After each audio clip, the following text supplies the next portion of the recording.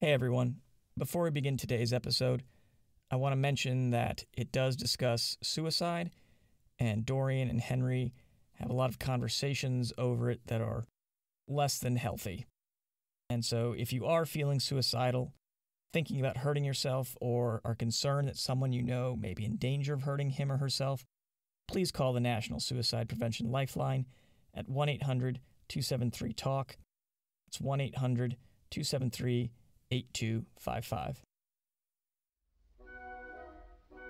And now, Classics You Slept Through presents A Picture of Dorian Gray by Oscar Wilde, chapters 8 through 10.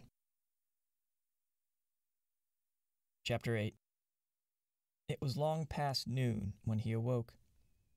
His valet had crept several times on tiptoe into the room to see if he was stirring, and had wondered what made his young master sleep so late. Finally his bell sounded, and Victor came in softly with a cup of tea and a pile of letters on a small tray of old Sèvres china, and drew back the olive satin curtains with their shimmering blue lining that hung in front of the 3 tall windows. "Monsieur has well slept this morning," he said, smiling. "What o'clock is it, Victor?" asked Dorian Gray drowsily. 1:15, monsieur." How late it was! He sat up, and having sipped some tea, turned over his letters. One of them was from Lord Henry, and had been brought by hand that morning. He hesitated for a moment, and then put it aside. The others he opened listlessly. They contained the usual collection of cards, invitations to dinner, tickets for private views, programs of charity concerts, and the like that are showered on fashionable young men every morning during the season. There was a rather heavy bill for a chased silver Louis XV toilet set that he had not yet had the courage to send on to his guardians, who were extremely old-fashioned people, and did not realize that we live in an age when unnecessary things are only necessities. And there were several very courteously worded communications from German street moneylenders offering to advance any sum of money at a moment's notice and at the most reasonable rates of interest. After about 10 minutes he got up, and throwing on an elaborate dressing gown of silk-embroidered cashmere wool, passed into the onyx-paved bathroom. The cool water refreshed him after his long sleep. He seemed to have forgotten all that he had gone through.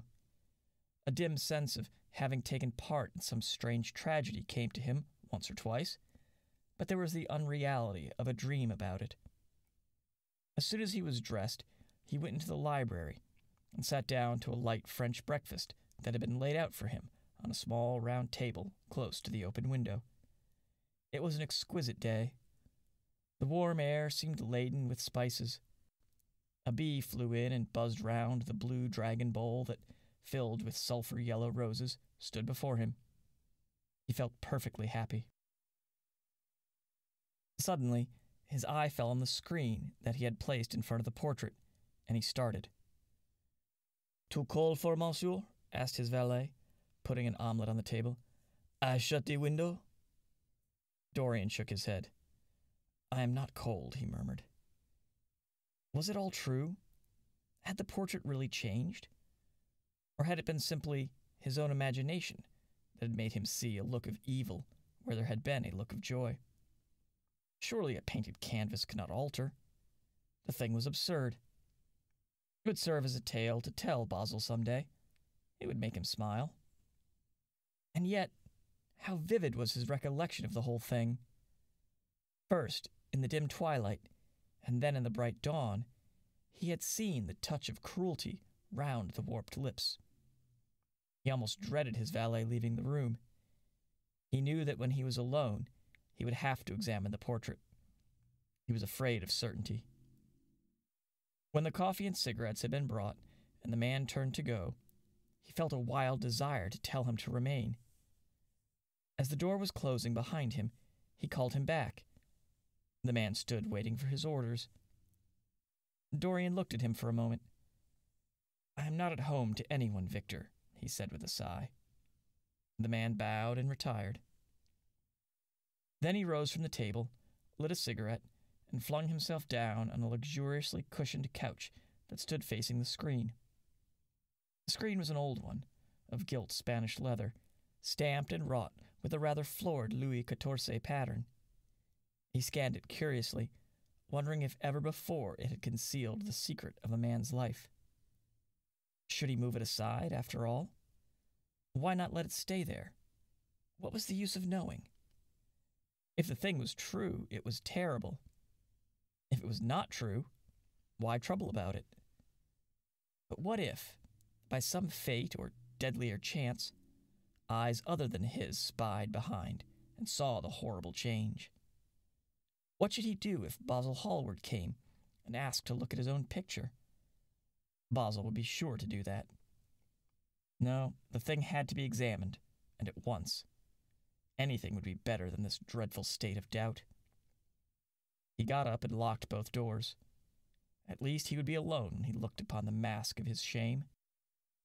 Then he drew the screen aside and saw himself face to face. It was perfectly true. The portrait had altered. As he often remembered afterwards, and always with no small wonder, he found himself at first gazing at the portrait with a feeling of almost scientific interest. That such a change should have taken place was incredible to him, and yet it was a fact. Was there some subtle affinity between the chemical atoms that shaped themselves into form and color on the canvas, and the soul that was within him? Could it be that what the soul thought they realized? That what it dreamed they made true? Or was there some other, more terrible reason? He shuddered and felt afraid, and going back to the couch, lay there, gazing at the picture in sickened horror.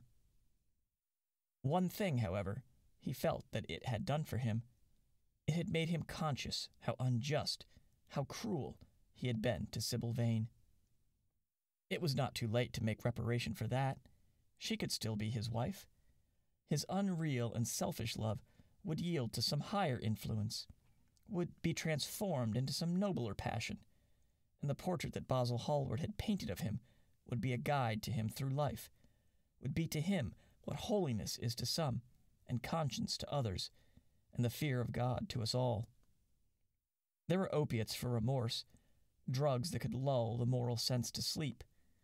But here was a visible symbol of the degradation of sin. Here was an ever-present sign of the ruin men brought upon their souls.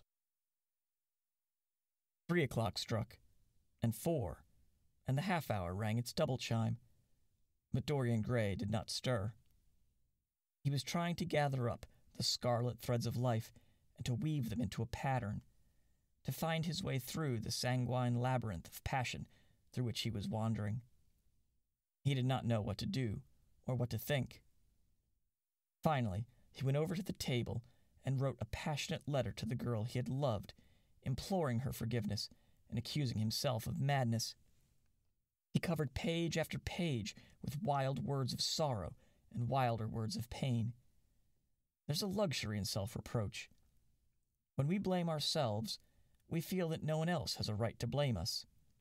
It is the confession, not the priest, that gives us absolution. When Dorian had finished the letter, he felt he had been forgiven. Suddenly, there came a knock to the door, and he heard Lord Henry's voice outside. "My dear boy, I must see you. Let me in at once. I can't bear your shutting yourself up like this." He made no answer at first, but remained quite still. The knocking still continued and grew louder. Yes, it was better to let Lord Henry in, and to explain to him the new life he was going to lead. Quarrel with him, if it became necessary to quarrel. To part, if parting was inevitable. He jumped up, drew the screen hastily across the picture, and unlocked the door. "I'm so sorry for it all, Dorian," said Lord Henry as he entered, "but you must not think too much about it." "Do you mean about Sybil Vane?" asked the lad. "Yes, of course," answered Lord Henry, sinking into a chair and slowly pulling off his yellow gloves. "It is dreadful from one point of view, but it was not your fault. Tell me, Did you go behind and see her after the play was over?" "Yes." "I felt sure you had. Did you make a scene with her?" "I was brutal, Harry. Perfectly brutal. But it's all right now. I'm not sorry for anything that has happened. It has taught me to know myself better." "Ah, Dorian, I'm so glad you take it in that way. I was afraid I would find you plunged in remorse and tearing that nice curly hair of yours." "I have got through all that," said Dorian, shaking his head and smiling. "I am perfectly happy now. I know what conscience is, to begin with. It is not what you told me it was. It is the divinest thing in us. Don't sneer at it, Harry, any more. At least not before me. I want to be good. I can't bear the idea of my soul being hideous." "A very charming artistic basis for ethics, Dorian. I congratulate you on it. But how are you going to begin?" "By marrying Sybil Vane." "Marrying Sybil Vane!" cried Lord Henry, standing up and looking at him in perplexed amazement. "But, my dear Dorian—" "Yes, Harry, I know what you're going to say. Something dreadful about marriage. Don't say it. Don't ever say things of that kind to me again. 2 days ago I asked Sybil to marry me. I am not going to break my word to her. She is going to be my wife." Your wife? Dorian, didn't you get my letter? I wrote to you this morning and sent the note down by my own man." "Your letter? Oh, yes, I remember. I've not read it yet, Harry. I was afraid there might be something in it that I wouldn't like. You cut life to pieces with your epigrams." "You know nothing, then?" "What do you mean?" Lord Henry walked across the room, and sitting down by Dorian Gray, took both his hands in his own and held them tightly. "Dorian," he said, "my letter, don't be frightened, was to tell you that Sybil Vane is dead." A cry of pain broke from the lad's lips, and he leaped to his feet, tearing his hands away from Lord Henry's grasp. "Dead! Sybil dead! It is not true! It's a horrible lie! How dare you say it?" "It is quite true, Dorian," said Lord Henry gravely. "It is in all the morning papers. I wrote down to you to ask you not to see anyone till I came. And there will have to be an inquest, of course, and you must not be mixed up in it. Things like that make a man fashionable in Paris. But in London, people are so prejudiced. Here, one should never make one's debut with a scandal. One should reserve that to give an interest to one's old age. I suppose they don't know your name at the theater? If they don't, it is all right. Did anyone see you going around to her room? That is an important point." Dorian did not answer for a few moments. He was dazed with horror. Finally, he stammered, in a stifled voice. "Harry, did you say an inquest? What did you mean by that? Did Sybil— Oh, Harry, I can't bear it, but be quick. Tell me everything at once." "I have no doubt it was not an accident, Dorian, though it must be put that way to the public. It seems that as she was leaving the theater with her mother, about 12:30 or so, she said she had forgotten something upstairs. They waited some time for her, but she did not come down again. They ultimately found her lying dead on the floor of her dressing room. She had swallowed something by mistake, some dreadful thing they use at theaters. I don't know what it was, but it had either prussic acid or white lead in it. I should fancy it was prussic acid, as she seems to have died instantaneously." Harry, it is terrible," cried the lad. "Yes, it is very tragic, of course, but you must not get yourself mixed up in it. I see by the Standard that she was 17. I should have thought she was almost younger than that. She looked such a child, and seemed to know so little about acting. Dorian, you mustn't let this thing get on your nerves. You must come and dine with me, and afterwards we will look in at the opera. It is a Paddy night, and everyone will be there. You can come to my sister's box. She's got some smart women with her." "I've murdered Sybil Vane," said Dorian Gray, half to himself. murdered her as surely as if I'd cut her little throat with a knife. Yet, the roses are not less lovely for all that. The birds sing just as happily in my garden. And tonight, I'm going to dine with you, and then go on to the opera, and sup somewhere, I suppose, afterwards. How extraordinarily dramatic life is. If I had read all this in a book, Harry, I think I would have wept over it. Somehow, now that it has happened actually, and to me, it seems far too wonderful for tears. Here is the first passionate love letter I have ever written in my life. Strange that my first passionate love letter should have been addressed to a dead girl. Can they feel, I wonder, those white, silent people we call the dead? Sybil, can she feel, or know, or listen? Oh, Harry, how I loved her once. It seems years ago to me now. She was everything to me then. Then came that dreadful night. Was it really only last night? When she played so badly, and my heart almost broke. She explained it all to me. It was terribly pathetic, but I was not moved a bit. I thought her shallow. Suddenly, something happened that made me afraid. I can't tell you what it was, but it was terrible. I said I would go back to her. I felt I had done wrong. And now she is dead. My God, my God. Harry, what shall I do? You don't know the danger I'm in, and there's nothing to keep me straight. She would have done that for me. She had no right to kill herself. It was selfish of her. My dear Dorian, answered Lord Henry, taking a cigarette from his case and producing a gold Latin matchbox, the only way a woman can ever reform a man is by boring him so completely that he loses all possible interest in life. If you had married this girl, you would have been wretched. Of course, you would have treated her kindly. One can always be kind to people about whom one cares nothing. But she would have soon found out that you are absolutely indifferent to her.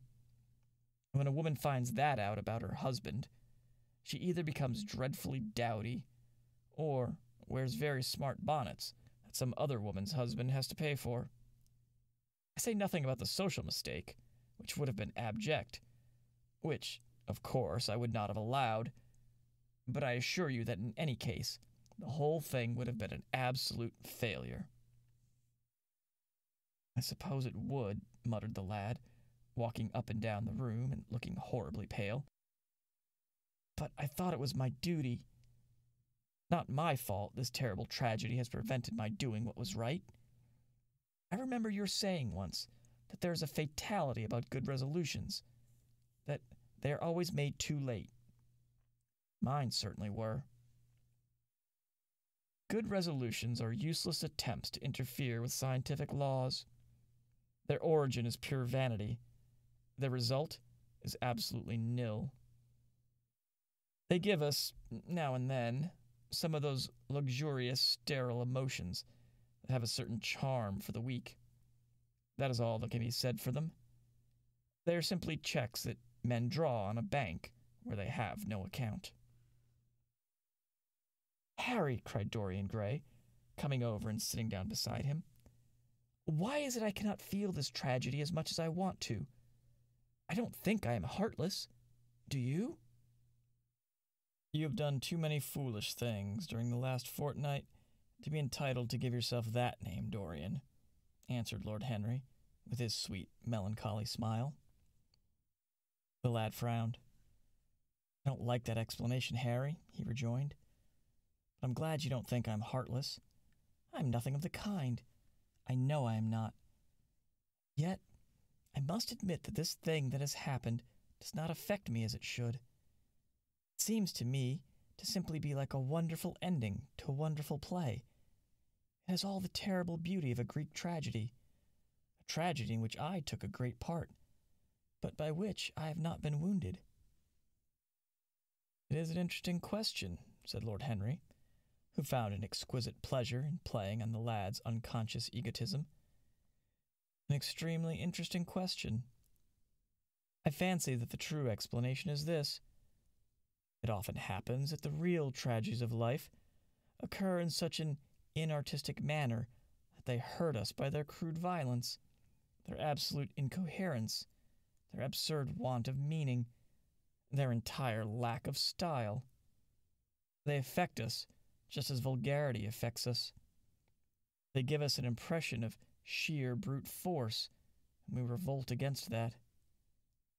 Sometimes, however, a tragedy that possesses artistic elements of beauty crosses our lives. These elements of beauty are real. The whole thing simply appeals to our sense of dramatic effect.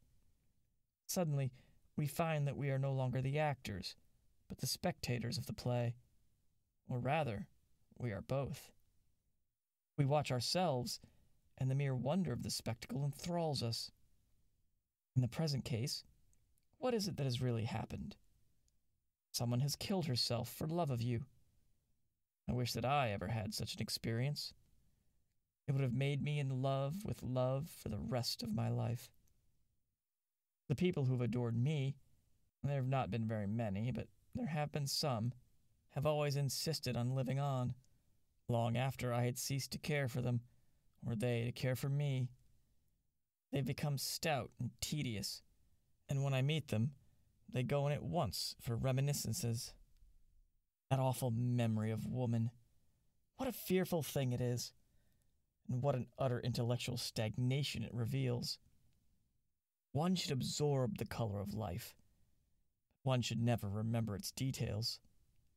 Details are always vulgar. Oh, I must sow poppies in my garden, sighed Dorian. There's no necessity, rejoined his companion. Life always has poppies in her hands. Of course, now and then, things linger.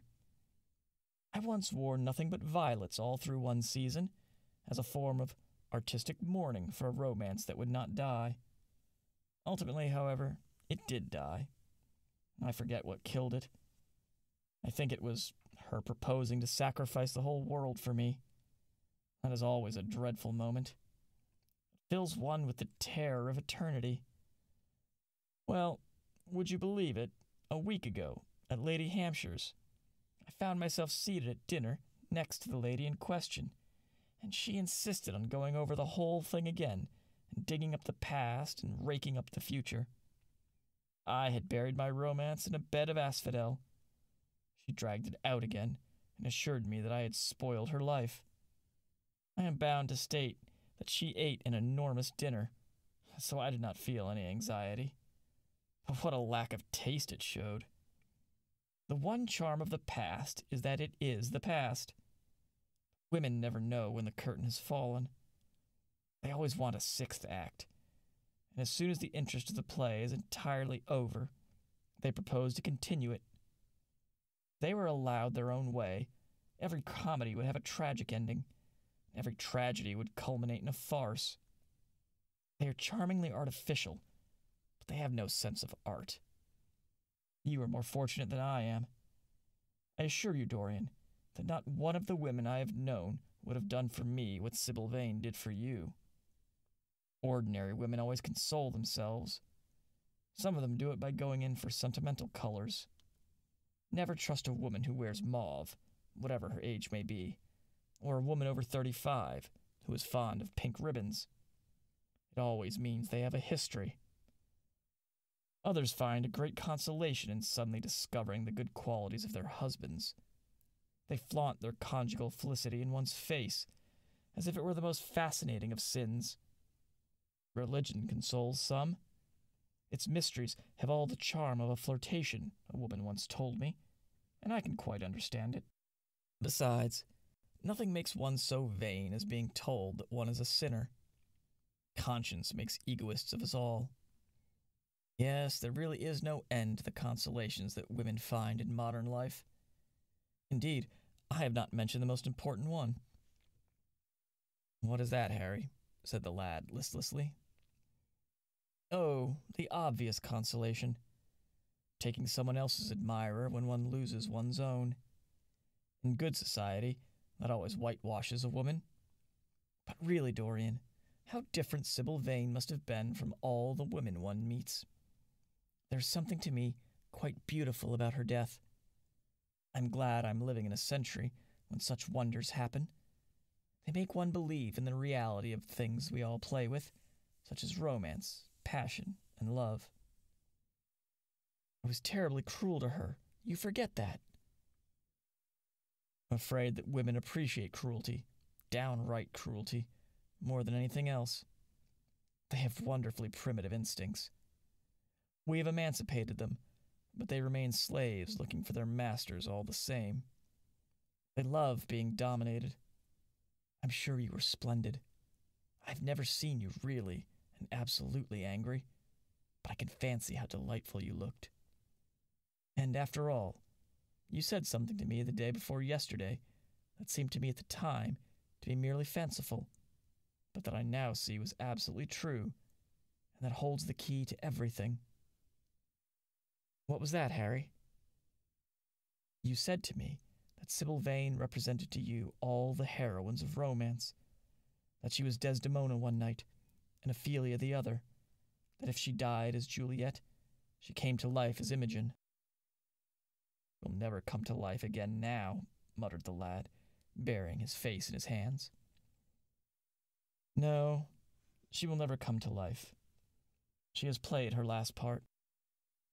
But you must think of that lonely death in the tawdry dressing-room simply as a strange, lurid fragment from some Jacobean tragedy, as a wonderful scene from Webster, or Ford, or Cyril Tournier.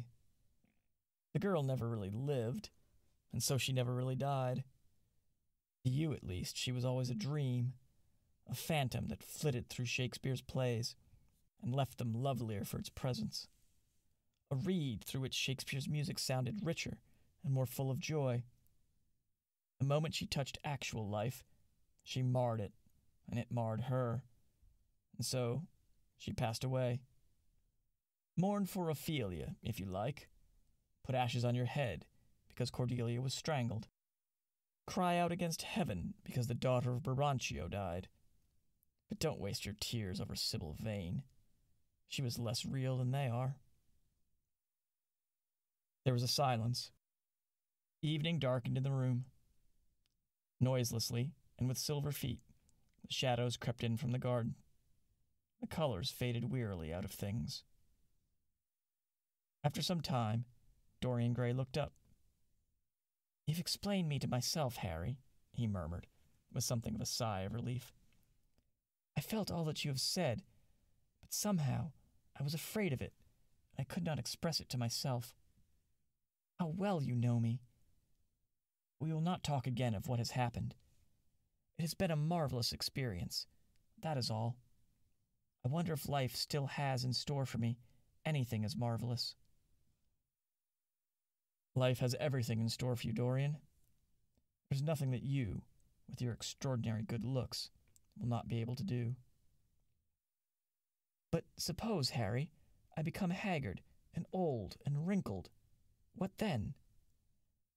Ah, then, said Lord Henry, rising to go. Then, my dear Dorian, you would have to fight for your victories. As it is, they are brought to you. No, you must keep your good looks. We live in an age that reads too much to be wise, and that thinks too much to be beautiful. We cannot spare you. And now you'd better dress and drive down to the club. We are rather late as it is. I think I shall join you at the opera, Harry. I feel too tired to eat anything. What is the number of your sister's box? 27, I believe. It's on the grand tier. You will see her name on the door. But I am sorry you won't come and dine. I don't feel up to it, said Dorian listlessly. But I am awfully obliged to you for all that you have said to me. You certainly are my best friend. No one has ever understood me as you have. We are only at the beginning of our friendship, Dorian, answered Lord Henry, shaking him by the hand. Goodbye. I shall see you before 9:30, I hope. Remember, Patty is singing. As he closed the door behind him, Dorian Gray touched the bell, and in a few minutes Victor appeared with the lamps and drew the blinds down. He waited impatiently for him to go. The man seemed to take an interminable amount of time over everything. As soon as he had left, he rushed to the screen and drew it back. No, there was no further change in the picture. It had received the news of Sybil Vane's death before he had known of it himself. It was conscious of the events of life as they occurred. The vicious cruelty that marred the fine lines of the mouth had, no doubt, appeared at the very moment that the girl had drunk the poison, whatever it was. Or was it indifferent to the results? Did it merely take cognizance of what had passed within the soul? He wondered, and hoped that someday he would see the change taking place before his very eyes, shuddering as he hoped it. Poor Sybil! What a romance it had all been. She had often mimicked death on the stage. Then death himself had touched her and taken her with him. How had she played that dreadful last scene? Had she cursed him as she died? No, she had died for love of him, and love would always be a sacrament to him now. She had atoned for everything by the sacrifice she had made of her life. He would not think any more of what she had made him go through on that horrible night at the theater. When he thought of her, it would be as a wonderful tragic figure, sent on the world's stage to show the supreme reality of love. A wonderful tragic figure? Tears came to his eyes as he remembered her childlike look and winsome, fanciful ways and shy, tremulous grace. He brushed them away hastily and looked again at the picture. He felt that the time had really come for making his choice. Or had his choice already been made? Yes, life had decided that for him. Life, and his own infinite curiosity about life. Eternal youth, infinite passion, pleasures subtle and secret, wild joys and wilder sins. He was to have all these things. The portrait was to bear the burden of his shame. That was all. A feeling of pain crept over him as he thought of the desecration that was in store for the fair face on the canvas. Once, in boyish mockery of Narcissus, he had kissed, or feigned to kiss, those painted lips that now smiled so cruelly at him. Morning after morning, he had sat before the portrait, wondering at its beauty, almost enamored of it, as it seemed to him at times. Was it to alter now, with every mood to which he yielded? Was it to become a monstrous and loathsome thing, to be hidden away in a locked room, to be shut out from sunlight that had so often touched to brighter gold the waving wonder of its hair? The pity of it, the pity of it. For a moment, he thought of praying that the horrible sympathy that existed between him and the picture might cease. It had changed in answer to a prayer. Perhaps in answer to a prayer it might remain unchanged. And yet, who, that knew anything about life, would surrender the chance of remaining always young, however fantastic that chance might be, or with what fateful consequences it might be fraught? Besides, was it really under his control? Had it indeed been prayer that had produced the substitution? Might there not be some curious scientific reason for it all? If thought could exercise its influence upon a living organism, might not thought exercise an influence upon dead and inorganic things? Nay, without thought or conscious desire, might not things external to ourselves vibrate in unison with our moods and passions, atom calling to atom in secret love or strange affinity? But the reason was of no importance. He would never again tempt by a prayer any terrible power. If the picture was to alter, it was to alter. That was all. Why inquire too closely of it? There would be a real pleasure in watching it. He would be able to follow his mind into its secret places. This portrait would be to him the most magical of mirrors. As it had revealed to him his own body, so it revealed to him his own soul. And when winter came upon it, he would still be standing where spring trembles on the verge of summer. When the blood crept from its face and left behind a pallid mask of chalk with leaden eyes, he would keep the glamour of boyhood. Not one blossom of his loveliness would ever fade. Not one pulse of his life would ever weaken. Like the gods of the Greeks, he would be strong and fleet and joyous. What did it matter what happened to the colored image on the canvas? He would be safe. That was everything. He drew the screen back into its former place in front of the picture, smiling as he did so, and passed into his bedroom, where his valet was already waiting for him. An hour later, he was at the opera, and Lord Henry was leaning over his chair. Chapter 9. As he was sitting at breakfast next morning, Basil Hallward was shown into the room. "I'm so glad I found you, Dorian," he said gravely. "I called last night and they told me you were at the opera. Of course I knew that was impossible, but I wish you had left word where you had really gone to. I passed a dreadful evening, half afraid that one tragedy be followed by another. I think you might have telegraphed for me when you heard of it at first. I read of it quite by chance in a late edition of the Globe that I picked up at the club. I came here at once and was miserable at not finding you. I can't tell you how heartbroken I am about the whole thing. I know what you must suffer. But where were you? Did you go down and see the girl's mother? For a moment I thought of following you there. They gave the address in the paper. Somewhere in the Euston Road, isn't it? But I was afraid of intruding upon a sorrow that I could not lighten. Poor woman. What a state she must be in, and her only child, too. What did she say about it all?" "My dear Basil, how do I know?" murmured Dorian Gray, sipping some pale yellow wine from a delicate, gold-beaded bubble of Venetian glass and looking dreadfully bored. "I was at the opera. You should have come on there. I met Lady Gwendolen, Harry's sister, for the first time. We were in her box. She's perfectly charming, and Patty sang divinely. Don't talk about horrid subjects. If one doesn't talk about a thing, it has never happened. It is simply an expression, as Harry says, that gives reality to things. I may mention that she was not the woman's only child. There is a son, a charming fellow, I believe, but he's not on the stage. He is a sailor or something. And now, tell me about yourself and what you are painting." "You went to the opera?" said Hallward, speaking very slowly and with a strained touch of pain in his voice. "You went to the opera while Sybil Vane was lying dead in some sordid lodging.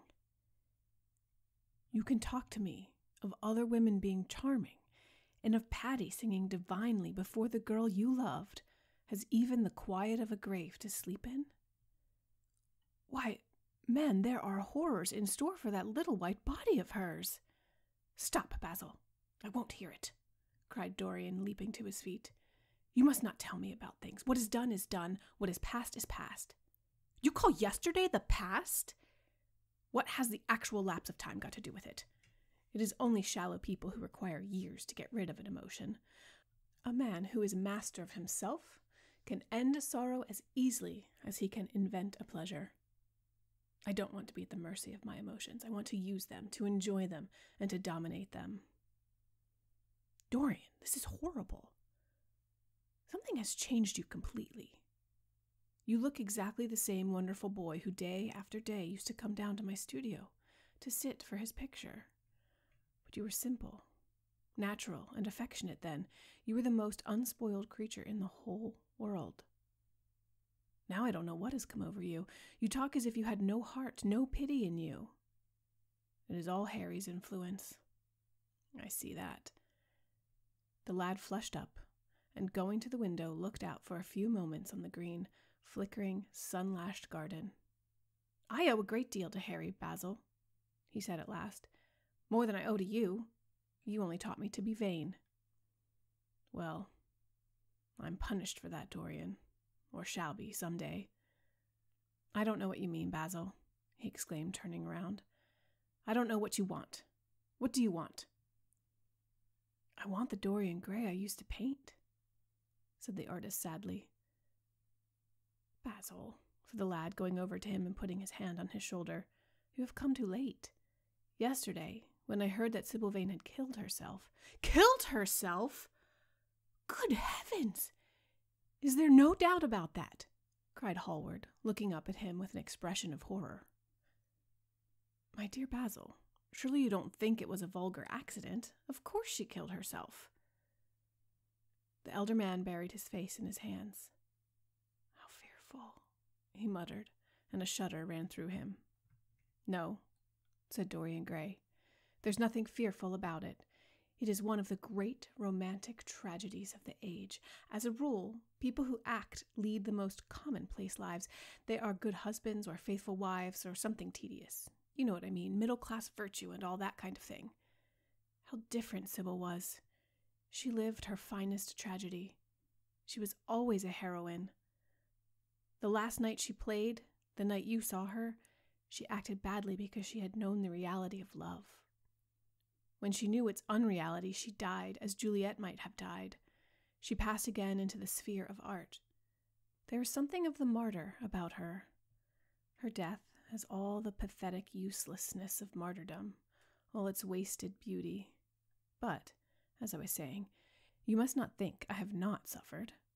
If you had come in yesterday at a particular moment, about 5:30 perhaps, or 5:45, you would have found me in tears. Even Harry, who was here, who brought me the news, in fact, had no idea what I was going through. I suffered immensely. Then it passed away. I cannot repeat an emotion. No one can, except sentimentalists. And you are awfully unjust, Basil. You come down here to console me. That is charming of you. You find me consoled, and you're furious. How like a sympathetic person.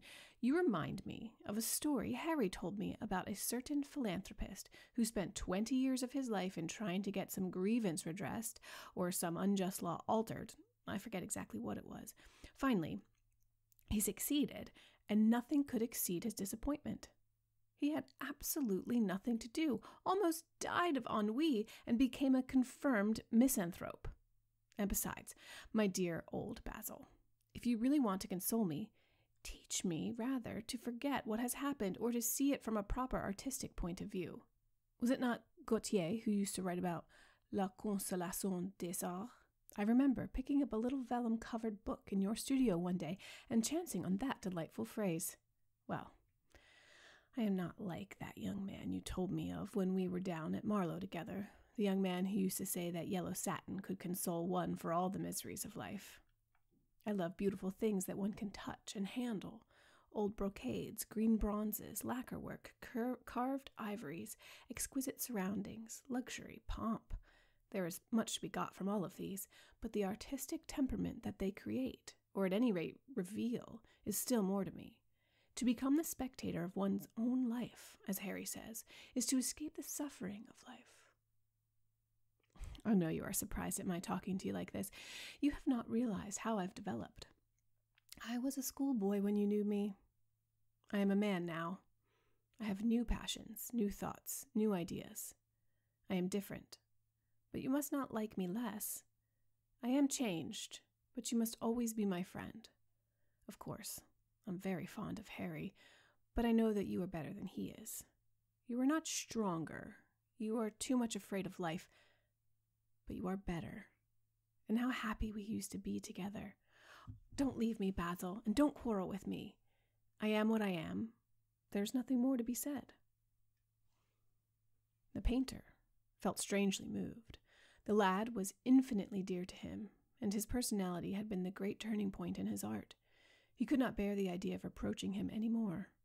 After all, his indifference was probably merely a mood that would pass away. There was so much in him that was good, so much in him that was noble. Well, Dorian, he said at length, with a sad smile, I won't speak to you again about this horrible thing after today. I only trust your name won't be mentioned in connection with it. The inquest is to take place this afternoon. Have they summoned you? Dorian shook his head, and a look of annoyance passed over his face at the mention of the word inquest. There's something so crude and vulgar about everything of the kind. They don't know my name, he answered. But surely she did. Only my Christian name, and that I am quite sure she never mentioned to anyone. She only told me once that they were all rather curious to learn who I was, and that she invariably told them my name was Prince Charming. It was pretty of her. You must do me a drawing of Sybil, Basil. I should like to have something more of her than the memory of a few kisses and some broken, pathetic words. I will try and do something, Dorian, if it would please you. But you must come and sit to me yourself again. I can't get on without you. I can never sit to you again, Basil. It is impossible, he exclaimed, starting back. The painter stared at him. My dear boy, what nonsense, he cried. Do you mean to say you don't like what I did of you? Where is it?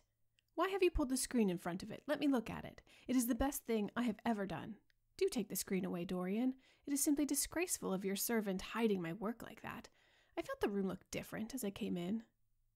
My servant has nothing to do with it, Basil. You don't imagine I let him arrange my room for me. He settles my flowers for me sometimes, that is all. No, I did it myself. The light was too strong on the portrait.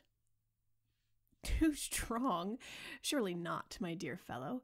It is an admirable place for it. Let me see it. And Hallward walked towards the corner of the room. A cry of terror broke free from Dorian's lips, and he rushed between the painter and the screen. Basil, he said, looking very pale, you must not look at it. I don't wish you to. Not look at my own work? You're not serious. Why shouldn't I look at it? Exclaimed Hallward, laughing. If you try to look at it, Basil, on my word of honor, I will never speak to you again as long as I live. I'm quite serious. I don't offer any explanation, and you are not to ask for any. But remember, if you touch this screen, everything is over between us. Hallward was thunderstruck. He looked at Dorian Gray in absolute amazement. He had never seen him like this before. The lad was actually pallid with rage. His hands were clenched, and the pupils of his eyes were like discs of blue fire. He was trembling all over. Dorian, don't speak. What is the matter? Of course I won't look at it if you don't want me to, he said rather coldly, turning on his heel and going over towards the window.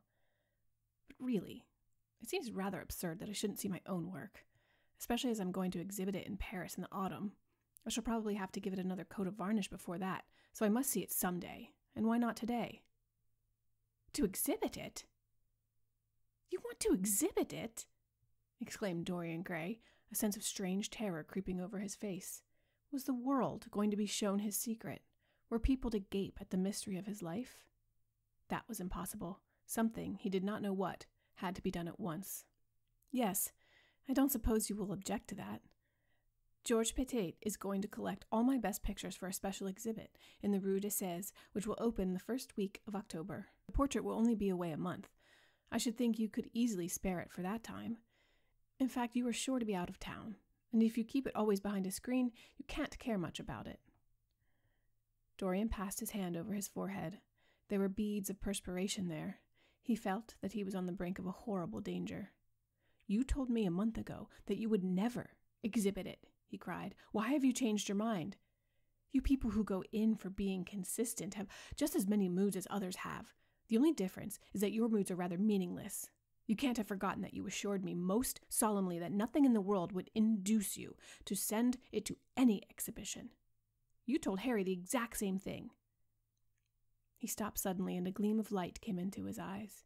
He remembered that Lord Henry had said to him once, half seriously and half in jest, if you want to have a strange quarter of an hour, get Basil to tell you why he won't exhibit your picture. He told me why he wouldn't, and it was a revelation to me. Yes, perhaps Basil, too, had his secret. He would ask him and try.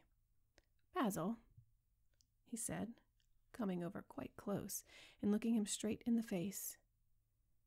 We have each of us a secret. Let me know yours, and I shall tell you mine. What was your reason for refusing to exhibit my picture? The painter shuddered in spite of himself. Dorian, if I told you, you might like me less than you do, and you would certainly laugh at me. I could not bear your doing either of those two things. If you wish me never to look at your picture again, I am content. I have always you to look at. If you wish the best work I've ever done to be hidden from the world, I'm satisfied. Your friendship is dearer to me than any fame or reputation." "No, Basil. You must tell me," insisted Dorian Gray. "I think I have a right to know."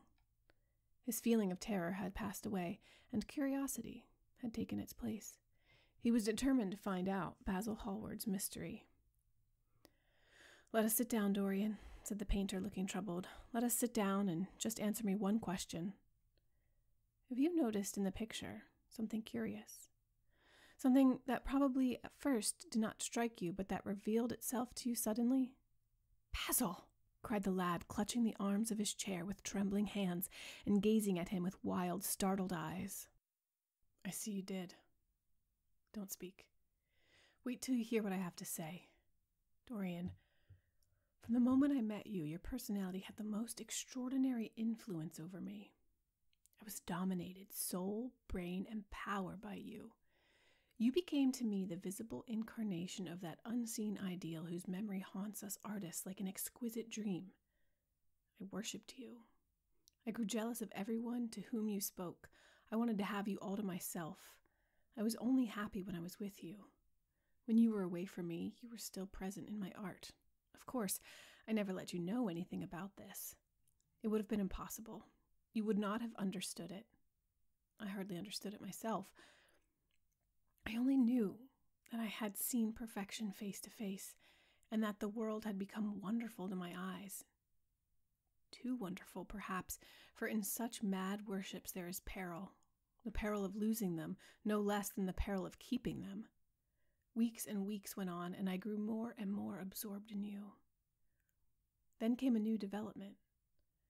I had drawn you as Paris in dainty armor, and as Adonis with huntsman cloak and polished boar spear. Crowned with heavy lotus blossoms, you had sat on the prow of Adrian's barge, gazing across the green turbid Nile. You had leaned over the still pool of some Greek woodland and seen in the water's silent silver the marvel of your own face. And it had all been what art should be, unconscious, ideal, and remote. One day, a fatal day, I sometimes think, I determined to paint a wonderful portrait of you, as you actually are, not in the costume of dead ages, but in your own dress and in your own time. Whether it was the realism of the method or the mere wonder of your own personality, thus directly presented to me without mist or veil, I cannot tell. But I know that as I worked at it, every flake and film of color seemed to me to reveal my secret. I grew afraid that others would know of my idolatry. I felt, Dorian, that I had told too much, that I had put too much of myself into it. Then it was that I resolved never to allow the picture to be exhibited. You were a little annoyed, but then you did not realize all that it meant to me. Harry, to whom I talked about it, laughed at me, but I did not mind that. When the picture was finished, I sat alone with it. I felt that I was right.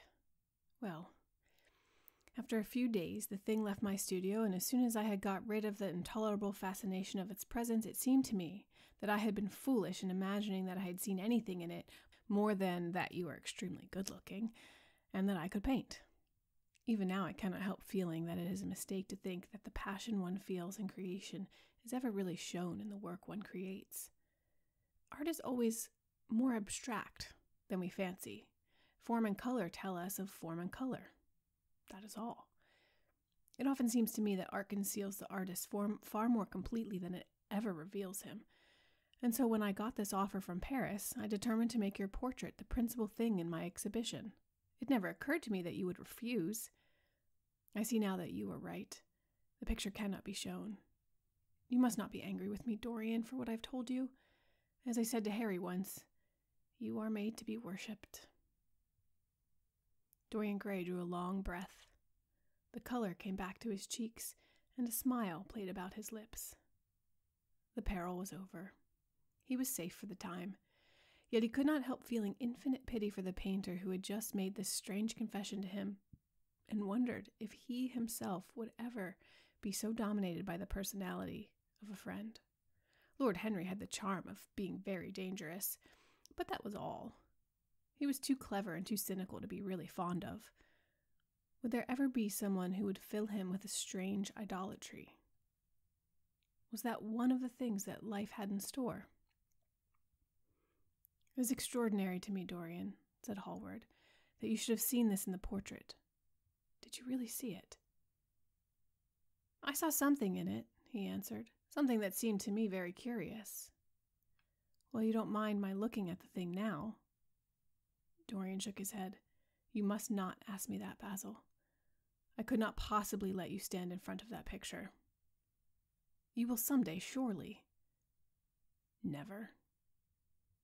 Well, perhaps you are right. And now, goodbye, Dorian. You have been the one person in my life who has really influenced my art. Whatever I have done that is good, I owe to you. Oh, you don't know what it cost me to tell you all that I have told you. My dear Basil, said Dorian, what have you told me? Simply that you felt that you admired me too much. That is not even a compliment. It was not intended as a compliment. It was a confession. Now that I have made it, something seems to have gone out of me. Perhaps one should never put one's worship into words. It was a very disappointing confession. Why? What did you expect, Dorian? You didn't see anything else in the picture, did you? There was nothing else to see. No, there was nothing else to see. Why do you ask? But you mustn't talk about worship. It is foolish. You and I are friends, Basil, and we must always remain so. You've got Harry, said the painter sadly. Oh, Harry, cried the lad with a ripple of laughter. Harry spends his days in saying what is incredible and his evenings in doing what is improbable. Just the sort of life I would like to lead. But I still don't think I would go to Harry if I were in trouble. I would sooner go to you, Basil.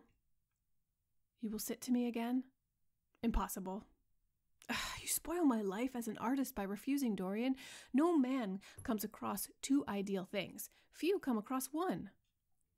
I can't explain it to you, Basil, but I must never sit to you again. There is something fatal about a portrait. It has a life of its own. I will come and have tea with you. That will be just as pleasant. Pleasanter for you, I am afraid, murmured Hallward regretfully. And now goodbye. I am sorry you won't let me look at the picture once again, but that can't be helped. I quite understand what you feel about it. As he left the room, Dorian Gray smiled to himself. Poor Basil. How little he knew of the true reason, and how strange it was that instead of having been forced to reveal his own secret, he had succeeded, almost by chance, in wresting a secret from his friend. How much that strange confession explained to him. The painter's absurd fits of jealousy, his wild devotion, his extravagant panegyrics, his curious reticences. He understood them all now, and he felt sorry. There seemed to him to be something tragic in a friendship so colored by romance. He sighed and touched the bell. The portrait must be hidden away at all costs. He could not run such a risk of discovery again. It had been mad of him to have allowed the thing to remain, even for an hour, in a room to which any of his friends had access. Chapter 10. When his servant entered, he looked at him steadfastly and wondered if he had thought of peering behind the screen. The man was quite impassive and waited for his orders. Dorian lit a cigarette and walked over to the glass and glanced into it. He could see the reflection of Victor's face perfectly. It was like a placid mask of servility. There was nothing to be afraid of there. Yet he thought it best to be on his guard. Speaking very slowly, he told him to tell the housekeeper that he wanted to see her, and then to go to the frame maker and ask him to send 2 of his men round at once. It seemed to him as the man left the room, his eyes wandered in the direction of the screen. Or was that merely his own fancy? After a few moments, in her black silk dress, with old-fashioned thread mittens on her wrinkled hands, Mrs. Leaf bustled into the library. He asked her for the key of the old schoolroom. "The old schoolroom, Mr. Dorian," she exclaimed. "Why, it's full of dust. I must get it arranged and put it straight before you go into it. It's not fit for you to see, sir. It is not indeed." "I don't want it put straight, Leaf. I only want the key." "Well, sir, you'll be covered with cobwebs if you go into it. Why, it hasn't been opened for nearly 5 years. Not since his lordship died." He winced at the mention of his grandfather. He had hateful memories of him. "Does not matter," he answered. "I simply want to see the place. That is all. Give me the key." "And here is the key, sir," said the old lady, going over the contents of her bunch with tremulously uncertain hands. "Here is the key. I'll have it off the bunch in a moment. But you don't think of living up there, sir, and you so comfortable here." "Oh, no," he cried petulantly. "Thank you, Leaf. That will do." She lingered for a few moments and was garrulous over some details of the household. He sighed and told her to manage things as she thought best. She left the room, wreathed in smiles. As the door closed, Dorian put the key in his pocket and looked around the room. His eye fell on a large purple satin coverlet, heavily embroidered with gold, a splendid piece of late 17th century Venetian work that his grandfather had found in a convent near Bologna. Yes, that would serve to wrap the dreadful thing in. It had perhaps served often as a pall for the dead. Now it was to hide something that had a corruption of its own, worse than the corruption of death itself. Something that would breed horrors, and yet would never die. What the worm was to the corpse, his sins would be to the painted image on the canvas. They would mar its beauty and eat away its grace. They would defile it and make it shameful. And yet, the thing would still live on. It would be always alive.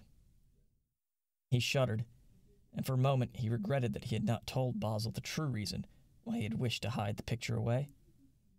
Basil would have helped him to resist Lord Henry's influence, and the still more poisonous influences that came from his own temperament. The love that he bore for him, for it was really love, had nothing in it that was not noble and intellectual. It was not that mere physical admiration of beauty that was born of the senses, and that dies when the senses tire. It was such love as Michelangelo had known, and Montaigne, and Winckelmann, and Shakespeare himself. Yes, Basil could have saved him. But it was too late now. Past could always be annihilated. Regret, denial, forgetfulness could do that. The future was inevitable. There were passions in him that would find their terrible outlet, dreams that would make the shadow of their evil real. He took up from the couch the great purple and gold texture that covered it, and holding it in his hands, passed behind the screen. Was the face on the canvas viler than before? It seemed to him that it was unchanged, and yet his loathing of it was intensified. Gold hair, blue eyes, and red rose lips, they were all there. It was simply the expression that had altered. That was horrible in its cruelty. Compared to what he saw in it of censure or rebuke, how shallow Basil's reproaches about Sybil Vane had been. How shallow, and of what little account. His own soul was looking out at him from the canvas and calling him to judgment. A look of pain came across him, and he flung the rich pall over the picture. As he did so, a knock came to the door. He passed out as his servant entered. "The persons are here, monsieur." He felt that the man must be got rid of at once. He must not be allowed to know where the picture was being taken to. There was something sly about him, and he had thoughtful, treacherous eyes. Sitting down at the writing table, he scribbled a note to Lord Henry, asking him to send him round something to read, and reminding him that they were to meet at 8:15 that evening. "Wait for an answer," he said, handing it over to him, "and show the men in here." In 2 or 3 minutes there was another knock, and Mr. Hubbard himself, the celebrated frame-maker of South Audley Street, came in with a somewhat rough-looking young assistant. Mr. Hubbard was a florid, red-whiskered little man, whose admiration for art was considerably tempered by the inveterate impecuniosity of most of the artists who dealt with him. As a rule, he never left his shop. He waited for people to come to him, but he always made an exception in favor of Dorian Gray. There was something about Dorian that charmed everybody. It was a pleasure even to see him. "What can I do for you, Mr. Gray?" he said, rubbing his fat, freckled hands. "I thought I would do myself the honor of coming round in person. I've just got a beauty of a frame, sir. Picked it up at a sale. Old Florentine. Came from Fonthill, I believe. Admirably suited for a religious subject, Mr. Gray. So sorry you've given yourself the trouble of coming round, Mr. Hubbard. I shall certainly drop in and look at the frame, though I don't go in much at present for religious art.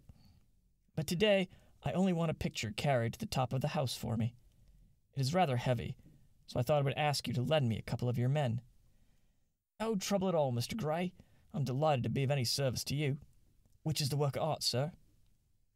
This, replied Dorian, moving the screen back. Can you move it, covering and all, just as it is? I don't want it to get scratched going upstairs. There'll be no difficulty, sir, said the genial frame-maker, beginning, with the aid of his assistant, to unhook the picture from the long brass chains by which it was suspended. And now, where shall we carry it to, Mr. Gray? I'll show you the way, Mr. Hubbard, if you'll kindly follow me. Or perhaps you had better go in front. I'm afraid it is right at the top of the house. We'll go up by the front staircase, as it is wider. He held the door open for them, and they passed out into the hall and began the ascent. The elaborate character of the frame had made the picture extremely bulky, and now and then, in spite of the obsequious protests of Mr. Hubbard, who had the true tradesman's spirited dislike of seeing a gentleman doing anything useful, Dorian put his hand to it so as to help them. Something of a load to carry, sir, gasped the little man when they reached the top of the landing, and he wiped his shiny forehead. Afraid it is rather heavy, murmured Dorian, as he unlocked the door that opened into the room that was to keep for him the curious secret of his life and hide his soul from the eyes of men. He had not entered the place for more than 4 years. Not, indeed, since he had used it first as a playroom when he was a child, and then as a study when he grew somewhat older.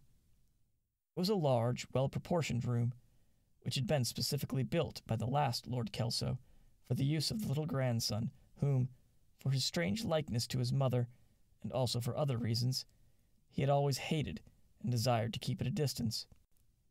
It appeared to Dorian to have but little changed. There was the huge Italian caisson, with its fantastically painted panels and its tarnished gilt moldings, in which he had so often hidden himself as a boy. There, the satinwood bookcase, filled with his dog-eared schoolbooks. On the wall behind it was hanging the same ragged Flemish tapestry, where a faded king and queen were playing chess in a garden, while a company of hawkers rode by, carrying hooded birds on their gauntleted wrists. How well he remembered it all. Every moment of his lonely childhood came back to him as he looked round. He recalled the stainless purity of his boyish life, and it seemed horrible to him that it was here the fatal portrait was to be hidden away. How little had he thought, in those dead days, of all that was in store for him. But there was no other place in the house so secure from prying eyes as this. He had the key, and no one else could enter it. Beneath its purple pall, the face painted on the canvas could grow bestial, sodden, and unclean. What did it matter? No one could see it. He himself would not see it. Why should he watch the hideous corruption of his soul? He kept his youth. That was enough. And besides, might not his nature grow finer, after all? There was no reason that the future should be so full of shame.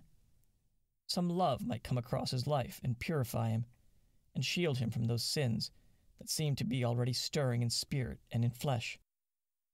Those curious, unpictured sins, whose very mystery lent them their subtlety and their charm. Perhaps, some day, the cruel look would have passed away from the scarlet, sensitive mouth, and he might show to the world Basil Hallward's masterpiece.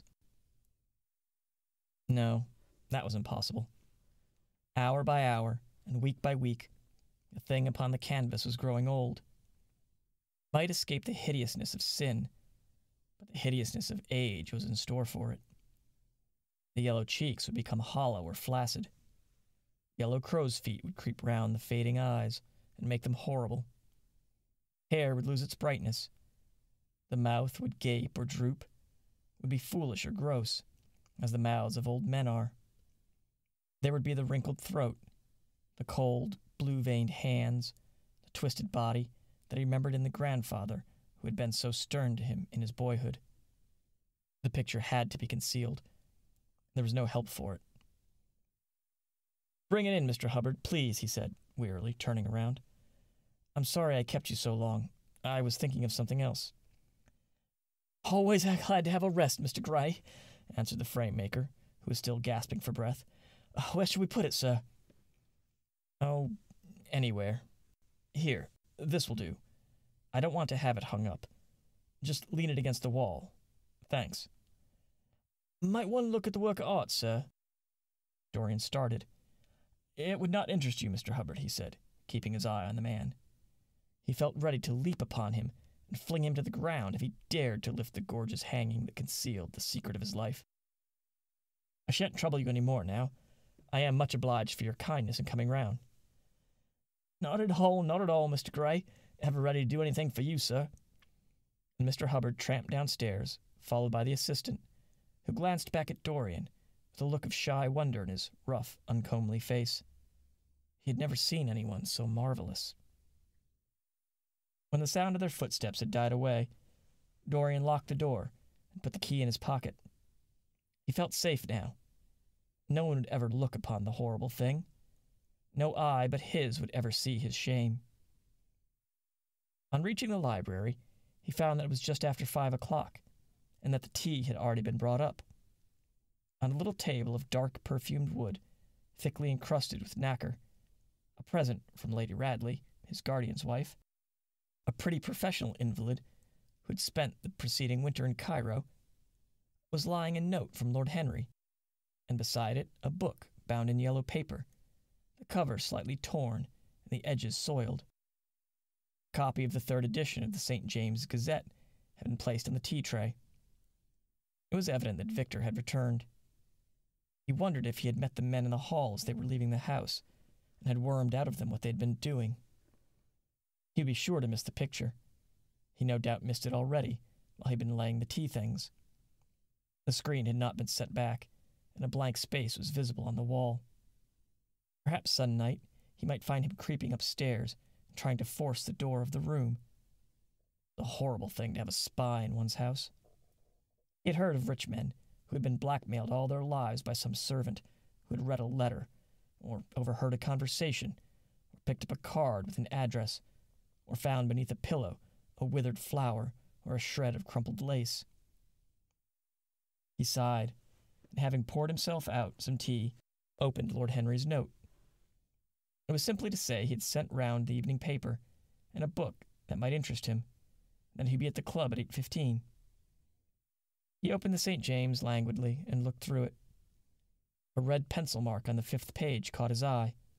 It drew attention to the following paragraph. Inquest on an actress. An inquest was held this morning at the Bell Tavern, Hoxton Road, by Mr. Danby, the district coroner, on the body of Sybil Vane, a young actress recently engaged at the Royal Theatre, Holborn. A verdict of death by misadventure was returned. Considerable sympathy was expressed for the mother of the deceased, who was greatly affected during the giving of her own evidence, and that of Dr. Burrell, who had made the post-mortem examination of the deceased. He frowned, and tearing the paper in two, went across the room and flung the pieces away. How ugly it all was, and how horribly real ugliness made things. He felt a little annoyed with Lord Henry for having sent him the report. It was certainly stupid of him to have marked it with red pencil. Victor might have read it. The man knew more than enough English for that. Perhaps he had read it and had begun to suspect something. And yet, what did it matter? What had Dorian Gray to do with Sybil Vane's death? There was nothing to fear. Dorian Gray had not killed her. His eye fell on the yellow book that Lord Henry had sent him. What was it, he wondered? He went towards the little pearl-colored octagonal stand that had always looked to him like the work of some strange Egyptian bees that wrought in silver, and taking up the volume, flung himself into an armchair and began to turn over the leaves. After a few minutes, he became absorbed. It was the strangest book that he'd ever read. It seemed to him, in that exquisite raiment, and to that delicate sound of flutes, the sins of the world were passing in dumb show before him. Things that he had dimly dreamed of were suddenly made real to him. Things of which he had never dreamed were gradually revealed. It was a novel without any plot, with only one character, being, indeed, simply a psychological study of a young Parisian who spent his life trying to realize, in the 19th century, all the passions and modes of thought that belonged to every century except his own, and to sum up, as it were, in himself the various moods through which the world spirit had ever passed, loving for their mere artificiality those renunciations that men have unwisely called virtue, as much as those natural rebellions that wise men still call sin.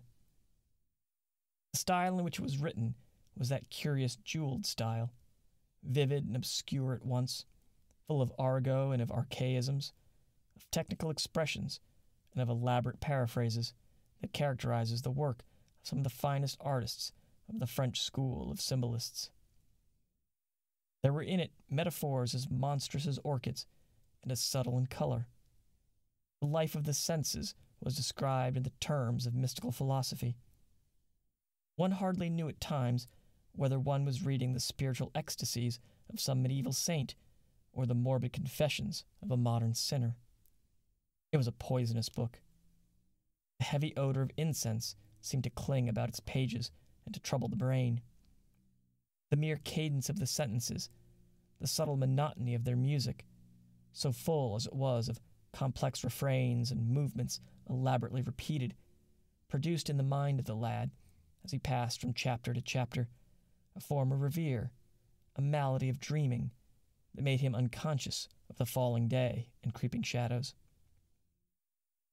Cloudless, and pierced by one solitary star, a copper-green sky gleamed through the windows. He read on by its wan light until he could read no more, and then, after his valet had reminded him several times of the lateness of the hour, he got up, and going into the next room, placed the book on the little Florentine table that always stood at his bedside, and began to dress for dinner. It was almost 9 o'clock before he reached the club, where he found Lord Henry sitting alone in the morning room, looking very much bored. "So sorry, Harry," he cried, "but it really is entirely your fault. That book you sent me so fascinated me that I forgot how the time was going." "Yes, I thought you would like it," replied his host, rising from his chair. "I didn't say I liked it, Harry. I said it fascinated me. There's a great difference." "Ah, so you have discovered that," murmured Lord Henry. And they passed into the dining room.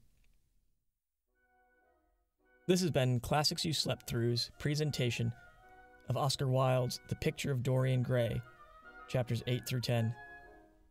Please follow us on social media at CYSTPod, send us an email, cystpod@gmail.com, and rate and review us on Apple Podcasts. Stay tuned next week when we bring you our discussion episode on the section we just read.